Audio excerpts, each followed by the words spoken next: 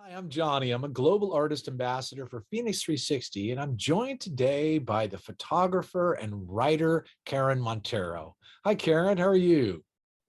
Hi, John. I'm fine. How about you?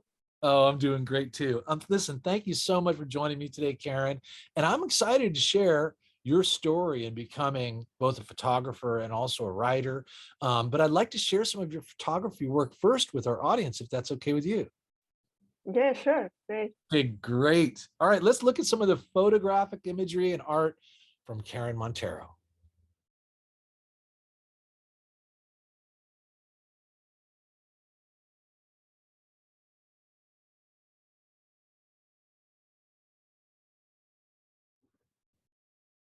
KAREN, great to share your work, and I really appreciate you. Listen, can you tell me, where are you from and how did your journey in photography and writing begin? Okay, I'm from Barcelona, Spain.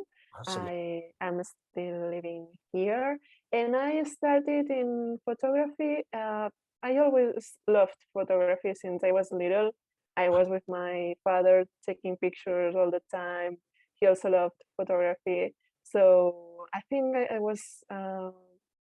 It was something that I grew up with. Uh-huh. And the same as writing, for the writing part, I I just felt the needing of writing.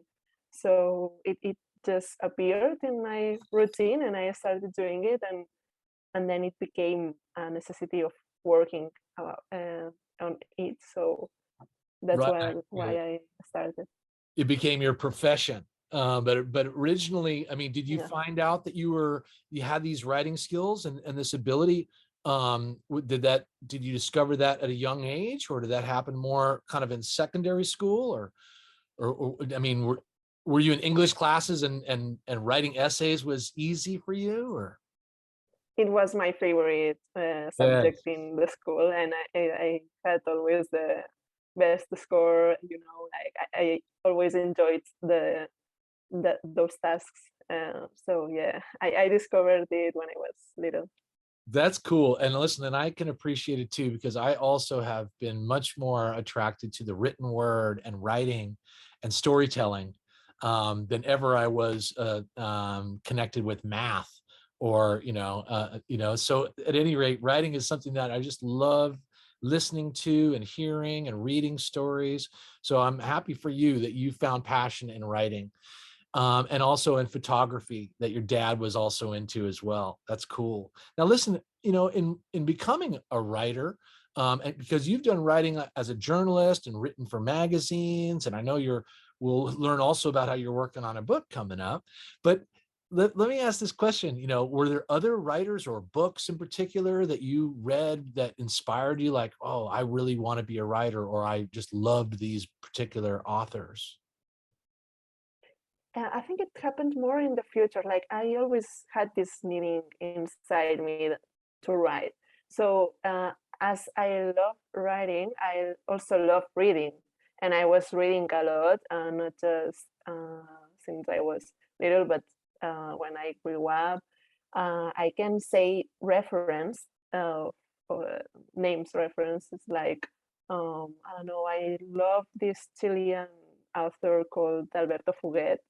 It's not well known in all the English um, world, literature world, but I really recommend him. I think that he has some translations in English, so uh, I love. When I was reading his books, I was like, wow, I really want to write like him. He's really great. He's one of my biggest references. Oh, that's super. You know what I mean? And Mhm. all of us probably have some favorite authors, etc. You know what I mean? That we may have grown up with, or even recently have discovered. So I love the education, and it's nice also to get your heart and perspective from Barcelona, Spain. And that culture as well. That's so rich in beauty and music and culture. It's really dynamic. So how has it been, over the last year or so, KAREN, 2 years now with this COVID? every country is different in terms of how they respond to it. But has it helped your art to actually focus a little bit more? Yes and no. Yes, in the part that I realized that I want to focus on my art, Yeah. and I realized that I don't want to spend more time procrastinating and thinking I want to do my book or I want to do this, but we always put the excuse, we don't have time.